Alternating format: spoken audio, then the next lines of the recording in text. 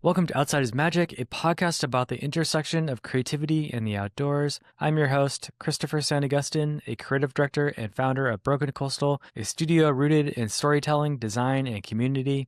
This week, I'm talking with Billy Sinkford, founder of Clipless Communications and the director of the Made Bike Show. If you've been around the cycling world, you've probably felt Billy's impact, whether it's through the brands he's worked with, the stories he's helped tell, or the spaces he's created for riders and makers to come together. We get into his early connection to bikes, why he started the Made Show, and what it takes to create an event that celebrates craftsmanship, culture, and community. Before we dive in, if you're enjoying these conversations, please do me a favor and subscribe, leave a comment, and share it with a friend. It all really helps out. All right, here is my conversation with Billy. Let's go.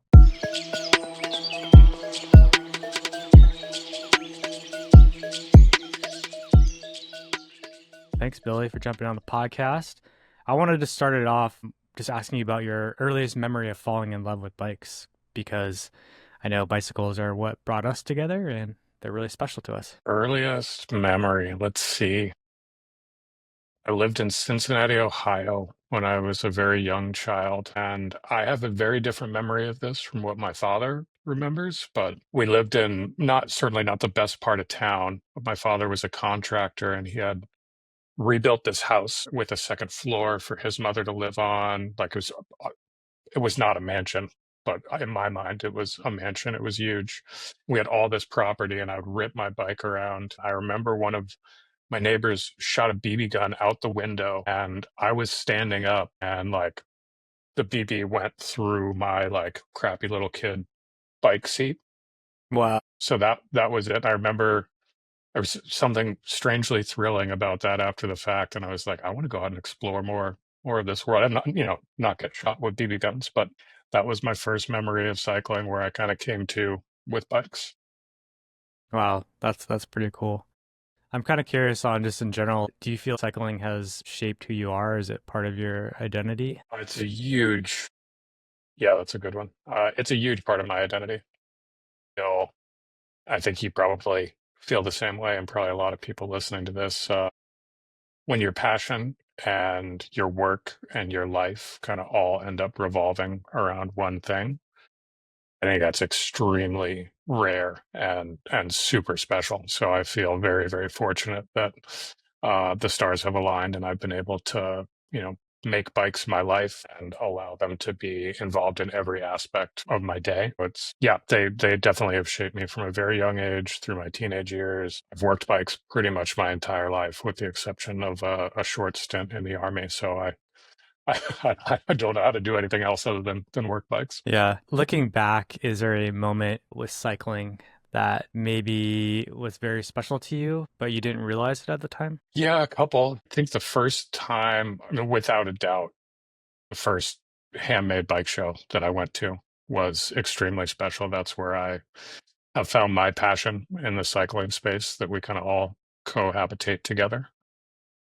So seeing not just one handmade bike from a builder friend, because I remember back in Boston, knowing the Indie Fab guys that are now, some of whom are with Firefly and Chris Eigelhart and some of that crew, you'd see and be around some of the custom stuff. And Indie Fab supported some bike messengers, so there was exposure to handmade bikes when I was younger. When you see, you know, 30, 40, 50, 200, 400 handmade bikes in a single room, it blew my mind for sure. So that first handmade bike show that I went to opened my eyes, and I was like, whoa, this is kind of like being a bike messenger. It's a niche subculture. And I feel oftentimes that the handmade market gets pushed into more of like a niche subculture element of our cycling industry, because it's not the big three with cyclical product turnovers and all this stuff, but it's the coolest thing on earth. And I mean, back in those days, it's kind of changed a little bit with 3D printing and carbon and some other stuff. But back in the early days of NABs and even older handmade bike shows, you would see product designers from the big three walking around, taking notes, seeing how they could innovate and iterate off of what the frame builders were doing. And 3D printing and carbon, as I said, has kind of changed that a little bit. But it was super cool to be product managers from Specialized and Giant and Trek wandering around, like looking at builders drop out or the way that they had joined two tubes together was cool. So yeah, I think with that's it for sure. I mean, anything else would play second fiddle to that. That blew my mind. Yeah, the Maid Show was my first handmade cycling show. I've always wanted to go to one since I got into bigger bikes, like road bikes, and yours was the first. And I have to agree, it was overwhelming, but two, it was just so inspiring and just made me want to make things, which is, I think, probably a big part of the point of putting together the Maid Show is not only to bring people together, but also to inspire people to do their own thing too. Well, that's super cool. I had no idea that that was your first one. Thank you for coming to the show, and Yeah, always awesome having you there. Hopefully, we'll see you there here in a few weeks.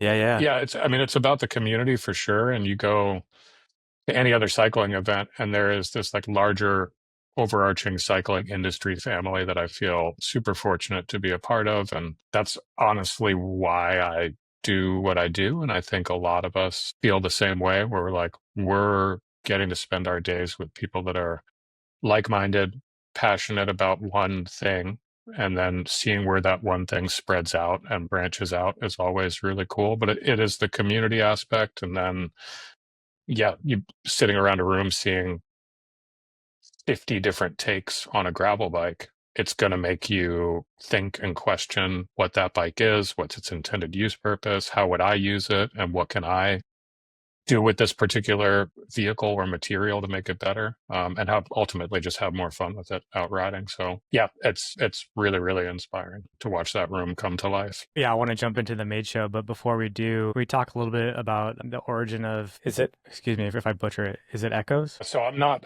happy to go into that briefly. So Echoes, I am no longer a part of Echoes. I divested myself and then left the agency outright a little less than a year ago. But I was there for 15 years. I was everything from the senior vice president to partner to janitor. And it's an agency that specializes in active outdoors and cycling. I ran our cycling wing for 15 years and worked with well over 100 plus bike brands I was fortunate to work with, doing public relations, but then also communications, marketing, strategy that really is focused in this niche market. And more often than not, so I since have left and I now run Clipless Communications, which is just cycling specific. So there's no active outdoor element to it whatsoever. Echo's wonderful.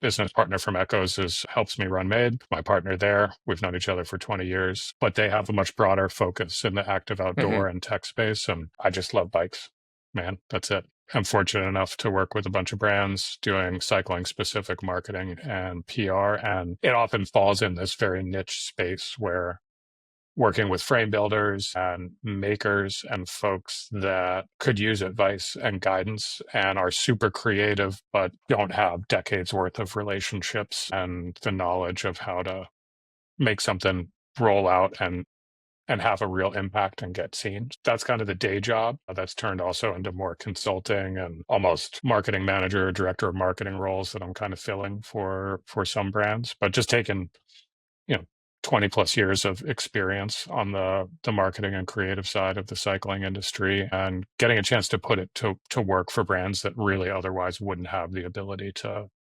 access.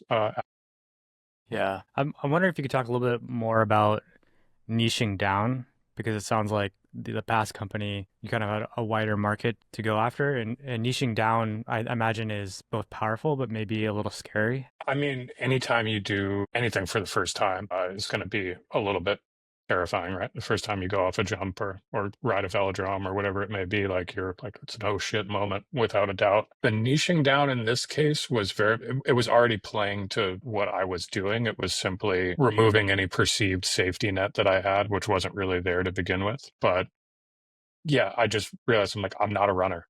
So if I'm going to talk about a sunglass company that makes running shades and try to talk to media about that, it's not going to be authentic. I don't have the relationship with the publication or journalist or influencer, whoever that might be, the creative team behind it. And they're asking questions about what things should look like. And I'm like, I don't know. I don't run, right? I'm not in that world.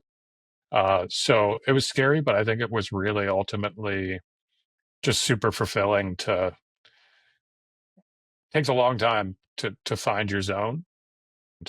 I mean, I've had it the whole time. I just needed to acknowledge the fact, and certainly still refining it and like learning how to run a business all on my own and all that kind of stuff is both fun and terrifying and frustrating. But knowing like this is my zone, cycling and specifically handmade bikes and this niche handmade culture is like where I have found my home in the cycling space, and being able to elevate that and try to help it get more support and be seen as, yeah, just made a lot of sense to remove and cut all the rest of the noise out of the way and just focus on what I loved and what I think what I bring to the table, and how I could be. It sounds a little bit cliche, but like how I can best serve the industry, right? Like bikes have given me Hmm. so much. So at this point, like what can I give back that is going to hopefully help foster, the same energy that made me fall in love with bikes with somebody else that's just getting started. Yeah. Yeah. I think it goes hand in hand with the Made Show, which is really cool. Yeah. I mean, perfect storm. Absolutely a Yeah. perfect storm. Is there a lesson from your previous company that you're going to take with you into this new venture? I think, I mean, kind of already said it, but it's about understanding who you're working with, having a really deep understanding of the brand and the space that that brand exists within a niche, and then within the broader market and like cycling as a whole, and then outside of cycling, the active outdoors, and then, just how everybody's viewing things. So really understanding that and looking through with that lens. And it's not about being a yes man or promising the world. It's like, hey, here's what we can accomplish. And here's what, let's put creative energy into this and figure out how to tackle these roadblocks, knowing what the possibilities and kind of limitations are surrounding the space that we exist in. Like, we all love bikes. There are millions and billions of people out there that don't, right? They're not riding every single day. And like, how do we reach some of those folks and then realize that there are folks that are never going to enjoy this the way that we do, and focusing energy in places that are going to have an impact for each brand. So I think biggest lesson is like knowing your lane and kind of staying within that lane. Obviously reach for the sky, but yeah, knowing where you can make the most impact, and then and making it, understanding that it's a really busy world, everybody's super busy. And as I'm sure Chris, doing creative, like the landscape has changed so quickly over the last few years, where before you go to, before Made, there was NABS, North American Handmade Bike Show, which I helped do communications and marketing for a few years, and was kind of in the background of that show throughout the whole time. You would see media coverage come up 5, 7 days after the event would be like the first gallery that was being posted. I think, John Watson was, and has always been a champion for the space, but was one of the first that was like turning it within a day or two, and you were starting to see it immediately. And then Instagram happened, and it's like, oh my goodness, like if you're posting something 4 days after an event is over, you might as well not even put it on the internet, right? Like it Yeah. has to happen in real time. So Yeah. yeah, just knowing that everything needs to happen quicker. So how can we make a really, really important impact and reach the most people that are going to be excited about bikes ultimately? That's really it. Yeah. Speaking of impact, I'm a firm believer in if you can affect a small group of people and potentially turn them into lifelong fans, customers, or what that be, compared to casting a wider net and just trying to get reach. I prefer trying to just capture that smaller audience. I'm kind of curious on your philosophy around that. I mean, you hit the nail on the head. Before I did any kind of PR marketing, I was a bike messenger in Boston and San Francisco in the late 90s and early 2000s. And that's kind of how I say I weaseled my way into the cycling industry. But I got a job doing product design for Timbuktu, just testing stuff when I was out on the road and letting them know what broke and what wouldn't. And then that kind of morphed into a relationship with Chrome messenger bags, which is where I was up until starting officially do PR and marketing. And we was actually just talking about this with an old buddy yesterday. We have a phrase called Timbuktuing it. And it's like when you stop selling messenger bags to messengers and you start selling laptop briefcases to urbanites, you've lost your core and you're Yeah. Timbuktuing it. So with Chrome, the whole thing was always like, we know who we're making this stuff for, right? Like we're making this for bike messengers and people that live on the bike. So to put that in the Wall Street Journal or in the New York Times, like, yeah, you might have a flash sale of a little bit of product, but those people are not passionate about the brand. And I think any successful cycling company, I can only speak to that because that's what I'm passionate about, like has a passionate core of people that truly believe in the product. So believe in the brand. They live and die by that sword, regardless of what the brand is and where they exist in the space. I think that if you look at, all the successful companies, there's a community built around it the same way there's a community around the handmade space. There's a community around downhill. There's a community around track racing and the brands that exist there. So yeah, everybody always wants to moonshot it and be in Men's Journal and all that kind of stuff. But it really honestly is just important to engage with the people that are out there riding and engage authentically and like genuinely and care about those people.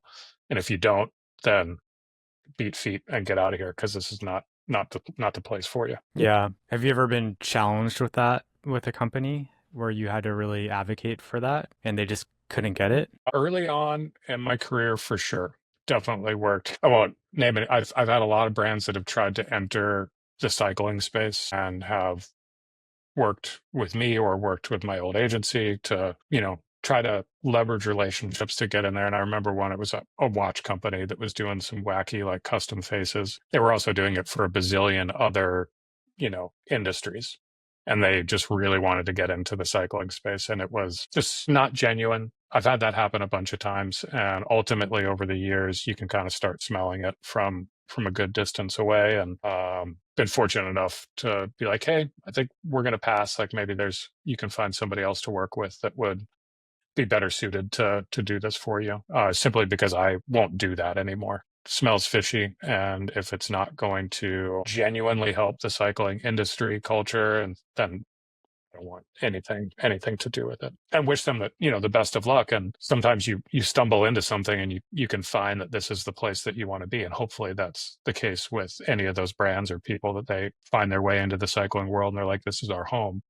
If it's not coming from a genuine or authentic place, really, I don't want to spend time, energy, or effort on it or introduce it to people if it doesn't ring true. And there's already plenty of companies, brands, makers, artisans out there that really could use and want more visibility. Like we've got a pretty robust industry as it stands. And like you've probably seen this too, like the economy has not been great for cycling. And which we partially did to ourselves, and the pandemic helped us along with that a little bit. But yeah, I mean, brands are closing left and right. There are a lot of people that took a lot of money that they shouldn't have that are kind of paying the piper right now, and keeping our industry small, compact, and passionate, I think, is probably the best way forward for at least the time being. Anytime bigger money gets involved in the game, it's generally not good for bikes. Yeah. Yeah, I feel like this came up a little bit when I talked with John and about his, his membership model and just how important it is for us to support, these small brands who are really giving back to the community and the culture. It's super important. Yeah, without a doubt. I mean, the Rativist, I don't certainly has influenced everything that I do. There are other outlets that are akin to that are existing in a smaller space that serve kind of different niche markets within the cycling industry. And all of them really, really need help so that so that the bigger outlets and the bigger media houses, they're all owned.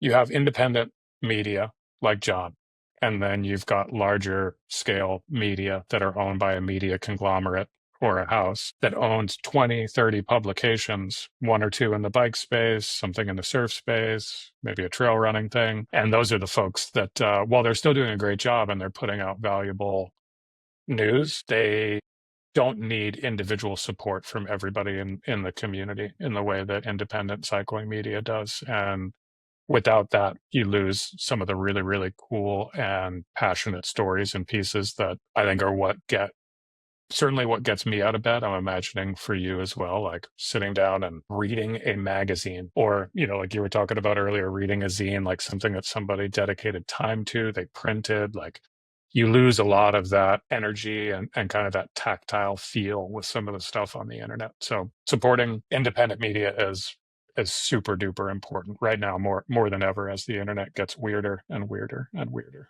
Before we transition into the Made Show, I just want to throw this out into the world. We should do a magazine together. I would do that. Just gonna throw that in the world. Okay. I would do that. I would do that. All Let's right. chat about that over a bike ride after Made. Yeah, for We sure. can go ride our Ira Ryans together. Yes, we're bros.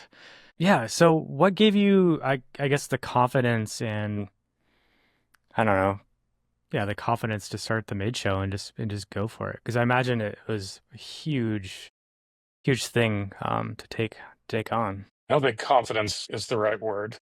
I feel super appreciative of my close knit circle in the cycling space that helped push me to do it and to give me confidence where I lacked it. I think, especially out of the gate, it was born out of a need, and I have in a variety of different forms tried to purchase the old show from its previous proprietor, start new things, and had the handmade community as a whole say, hey, you got to not do that, right? Like, we can't have two things, even if yours might be better.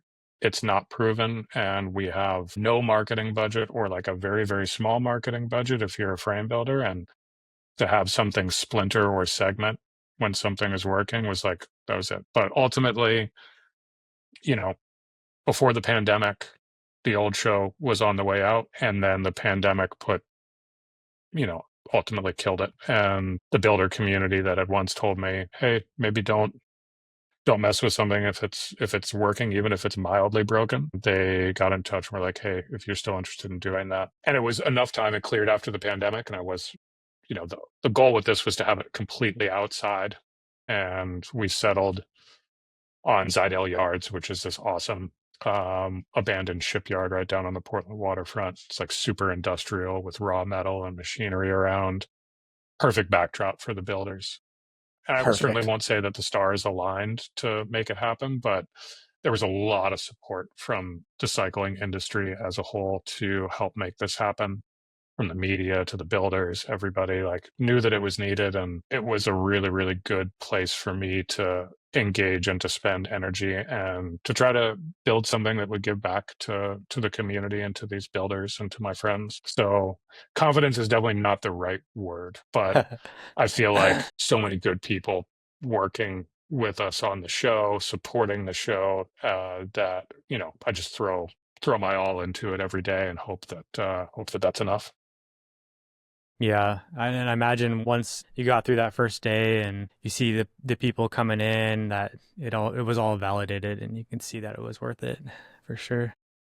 Yeah, the first day of the first year, because it had been years since the builder community was able to get together like that. For a lot of, I mean, for listeners that are not super industry centric, there are, there are only a handful of handmade shows, and very few are at a size and scale where the entire community gets to get together. And it had been years since some of these builders had seen each other. So we had like a whole day where it was just a love fest of hugs and high fives. The general public wasn't allowed in. It was just for the media and for the industry. And it was so much fun. We went and rode bikes through the woods to Chris King together and left the venue. Like, all kinds of really, really fun community building stuff took place. And that really, talk about warming your heart and like getting you super excited for the rest of the show. That set the stage quite nicely. And each year, the vibe is strong, and there's a lot of love in that room, and watching it kind of everybody build their stuff and it come together, and months of discussions come together into the bikes and the presentation that everybody sees. Yeah, really, really rewarding. And then also super scary. Like, I've been to so many cycling trade shows and events and stuff over the years, and have even, I mean, with Echoes, like, we had this whole big island at Sea Otter. It was like 100 feet long, and we only courted media to that. We'd have to build it out and then tear it down. But I was like actively involved as an exhibitor in that, not watching it from a 50,000 foot view, but watching it take months to build, and like a whole week of labor with forklifts and fencing and porta potty deliveries and everything to get made ready to go.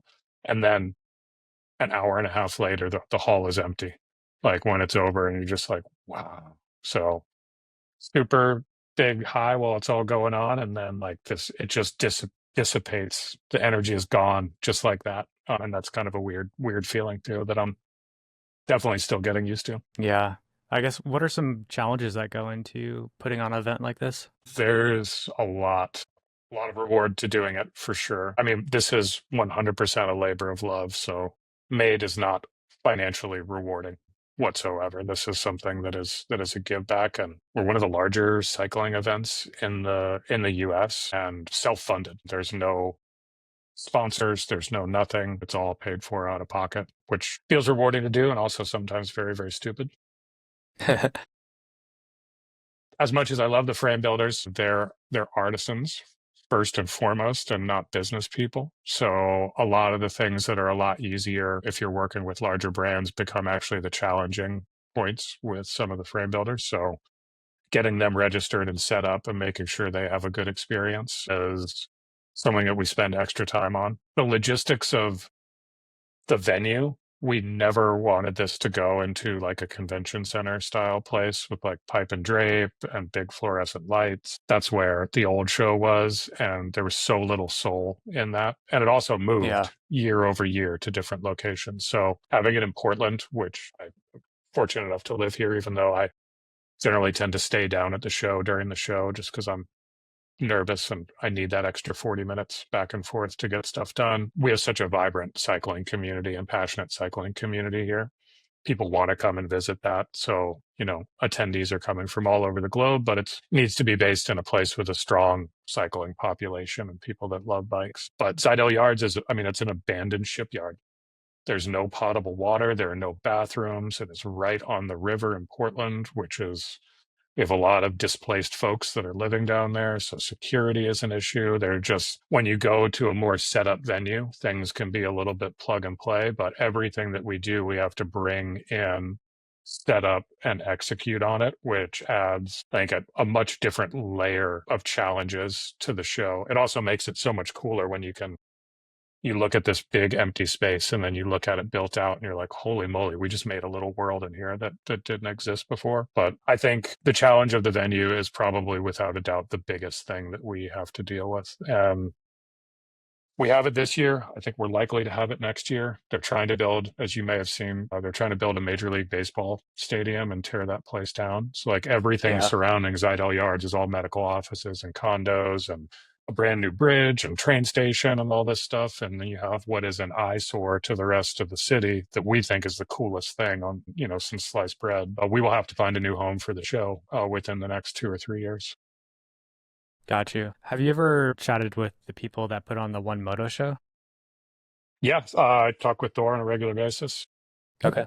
and we have spoken about potentially looking at some venues together as Zidell Yards may or may not become usable in the future. We're both hopeful that we've got a few more years, and I think we'll see what the OneMoto Show is going to do. But there are very few places that can, and we just need so much space with the format that we've set up. There are so few spaces in Portland proper to do it, and I don't want to move the show to another city. I definitely don't want to move it like to a suburb outside of Portland. It needs to be, I think, centrally located. That way folks can go experience the city by bike and with their friends and with people that they're meeting at the show. I think that, the show ends, you've got your evening and people come and make a weekend out of this. So I want to make sure that it's a really fulfilling and exciting time for anybody that comes. But yes, I do talk with Thor. That's cool. Yeah, I feel like Portland gets such a bad rep lately, and especially around cycling for some reason. And something that's really cool about the Made Show, I feel like I imagine people were skeptical at first, but after the first year was so successful that I feel like you've elevated the cycling culture here, which is really cool. It's kind of validated that Portland is one of the epicenters of cycling culture in the United States. And for all those doubters, all they have to do is come to the Made Show, and I think they'll be blown away. Well, I think everybody in that room validates it. And I mean, it's been a few years. Jonathan Moss from Bike Portland would know this far better than I, but we used to have whatever bicycling magazines like gold standard for the number one cycling city. Like we were like platinum plus in that, we had it forever. And then slowly over the last decade, that has kind of decreased and decreased, and all the infrastructure and work that we did a long time ago that happened, as I moved to Portland, and if not a little bit of it before, has kind of gotten old, and we haven't updated stuff in the way that other new cities have with greenways and other things. But I mean, Portland's stronghold is like so many. I understand it still is, you know, a drop in the bucket as far as the number of, population versus cyclists. But I mean, I like to, especially during the summer, I try to work outside as much as I can.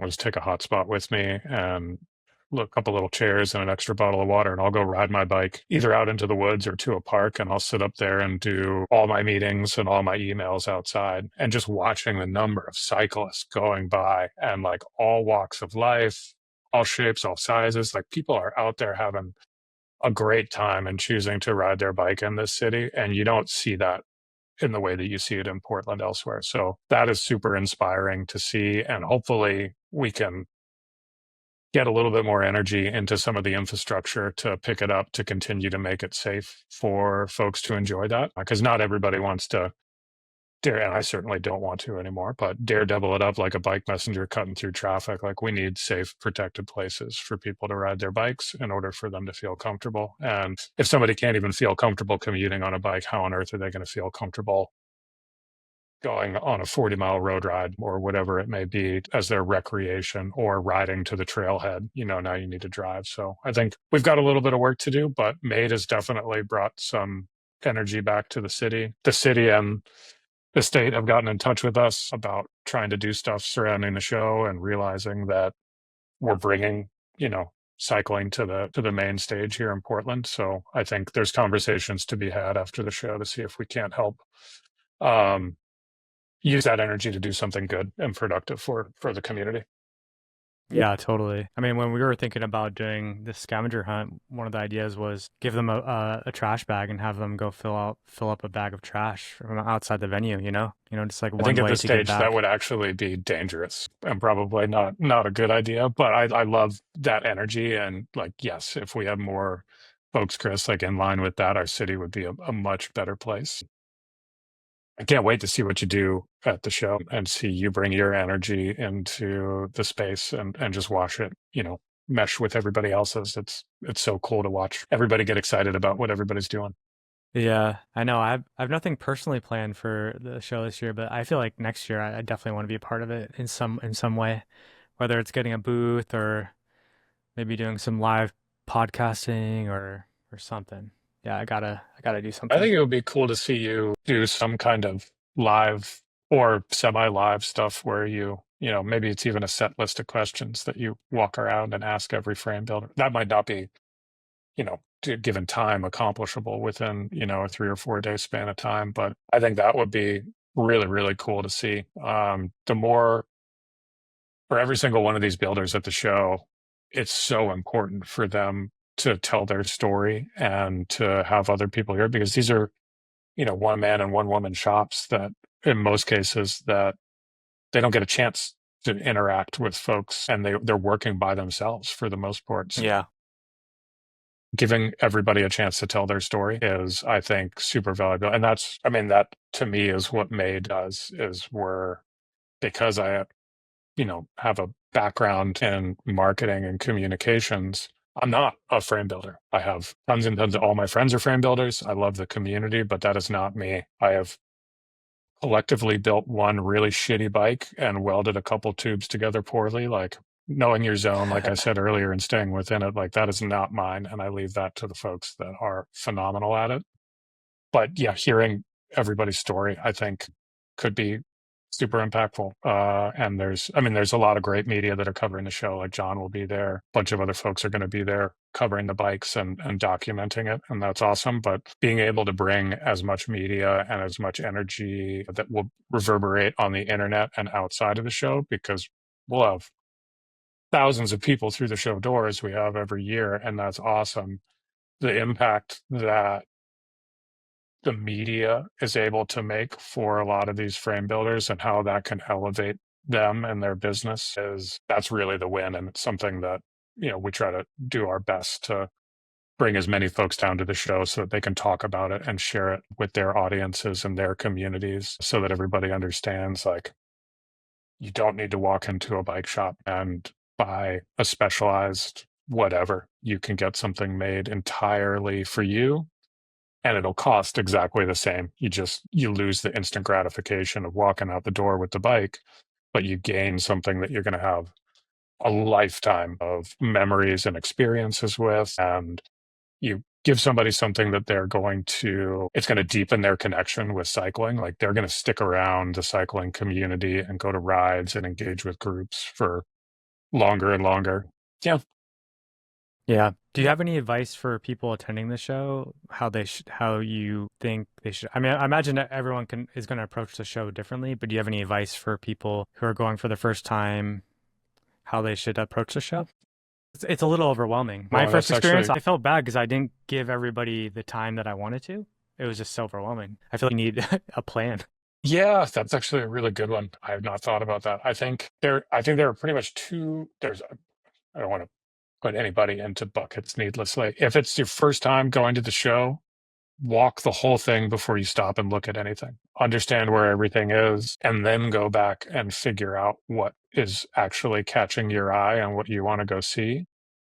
I think that is definitely my biggest piece of advice is like walk all the way through without stopping, without talking to anybody. Just go do a quick hot lap around the show and then kind of assess and look at the map and realize who you want to see. I think that hopefully what some people are coming to the show for is they're interested. There are people that are coming just to look at this because these are undoubtedly some of the most beautiful bicycles you'll ever see in the world, right? Like the amount of finish and customization and the cool things that are going on with each of the bikes and the finish details and everything are unreal. They're just absolutely beautiful. But some people are coming to the show because they're actually interested and they want to talk with a few builders and maybe put a deposit down, maybe support the community in that way. They're ready to make the leap and they just want to. Part of it is the connection that you have with the builder, right? Most people don't get to have that physical connection with the builder like you and I have with Ira, per se. Like he's our friend, right? Like we go ride with him and have for a long, long time. But what the builder stands for, the way that they're talking on the internet, the bikes and the way that they're represented, it speaks to that particular cyclist. And they're like, okay, I want Ira to make me the bicycle. So hopefully people are kind of looking at the map beforehand and being like, all right, there's 6, 7 builders that I vibe with pretty hard.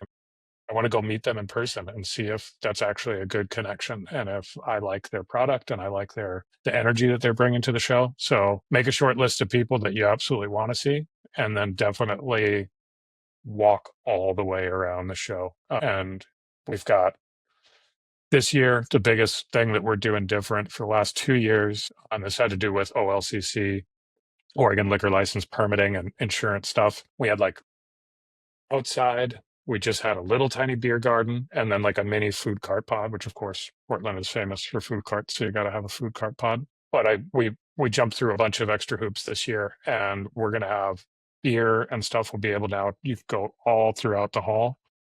I think a lot of Nice. people felt like they were cordoned off into a corner to go drink a beer. And like everybody always talks about beers and bikes going together. And I honestly wish that that wasn't the case and think that that is not needed, as I know that you kind of feel the same way on that one. But it does make a big difference for the show. Yeah. People, put 3 beers in somebody, they might put a deposit down on a custom bike that they would not have otherwise. So partially self serving in that way. But we're going to have a demo track out back where people can if the builder will allow it, test ride some of the bikes. And not only can you talk to the builder, but you can actually potentially go ride a bike. It's not going to be built just for you, but you can at least, feel what they're doing and what they're into. But yeah, walk all the way around the show before you do anything because the floor plan is different. The flow is going to be a lot different. And there's tons and tons of beautiful bikes to look at. So don't just start walking through because you'll never get to the back. You're going to end up getting caught up in conversations with people that are passionate about what they're doing, and you'll only hit half the show. Yeah, it's amazing. I think this Made Show is limitless in what you can do with it. And I'm just curious, in 5 years, looking back on the Made Show, if you're 5 years in the future and you're looking back on the Made Show, what do you hope that you've accomplished with it? You said limitless. There is a long-term plan for this, but the long-term plan looks a lot like the plan for today. It's not limitless. It is 100% limited. There's limitless creativity, but I think the size and scale of the show is limited and should be limited. I don't want to put crazy guardrails on anything and the old show made wouldn't exist without naps. There are a lot of people that don't like naps, and I definitely can fall into that camp a lot of the time, and have had my struggles with that show over the years. But it is there's a finite number of builders and brands that should be there, and there are brands that have tried to exhibit at Made that it doesn't make sense for them to be there, right? Like if you're making plastic fenders for e-bikes, like go to Sea Otter, go to another show. There are places for you, and this is not the place for that. So 5 years from now, I think the biggest thing that I would love to see Made find a home that is we can be in for years, much like Zidell Yards, and we have. So I think that's really the big thing is like, where's the next venue for the show going to be? The people that fill the room are already there, and hopefully we'll keep coming back to the show, and hopefully we do a good job on our part and it all continues to work the way that it is. But I don't think it'll be much bigger. And I don't see this like we've done it with no sponsors thus far. Eventually I'll working into year 3 and having taken home nothing from the show is eventually we'll need to make some amount of money on this thing just so that, it's a job, right? And it's a full-time job.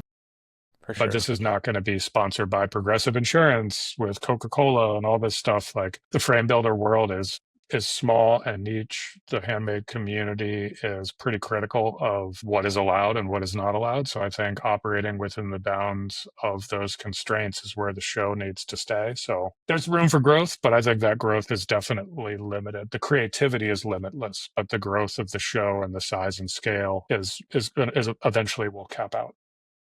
Yeah. Yeah, I feel that for sure. Awesome. Well, before we go, I just want to ask you, my closing question is, what's one belief that really anchors you in your life and your work and you think people should hear? Oh, I didn't realize that was the closing question. I've listened to these all. I just was not listening through that lens.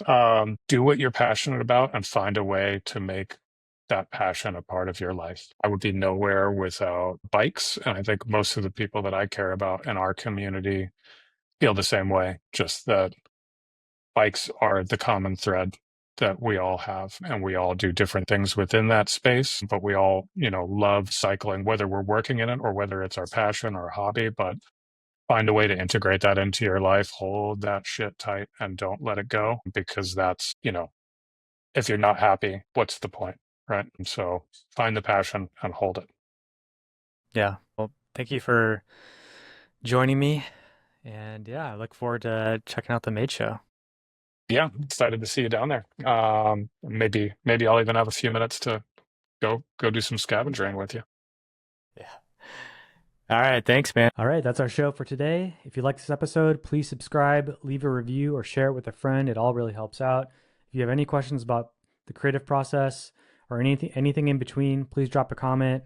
I'd love to hear from you, and I'll get back to you as soon as I can. You can follow along at Broken Coastal on Instagram and YouTube. Subscribe to my newsletter. It's completely free, a weekly dose of inspiration at the intersection of design and outdoors. Thanks for being here.